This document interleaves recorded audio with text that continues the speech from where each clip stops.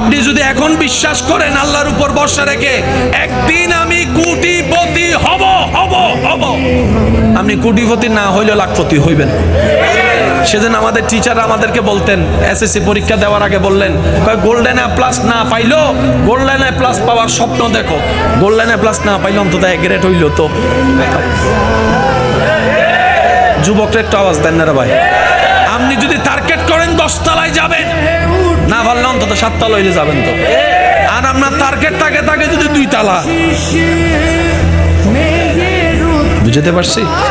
বর্ষাটা কার উপর? স্বপ্ন দেখবেন আল্লাহর উপর ভরসা করে, টার্গেটও করবেন বড়, পৌঁছায় দিবেন কে?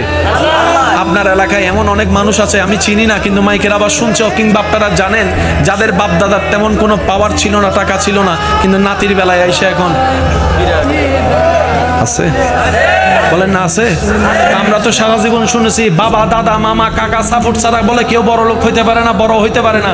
আমার ভাই হলো কেমনে? সততা ছিল, ধৈর্য ছিল, আমানতদারি ছিল, আল্লাহর উপর ভরসা ছিল, পরিশ্রম করেছে, আল্লাহ তাআলা সাইটারে সোনা বানাই দিয়েছে।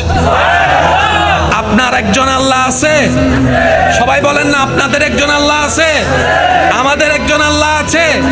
আমাদের আল্লাহ কি দেখে কি দেখে না, শুনে কি শুনে না, দিতে পারে কি পারে না?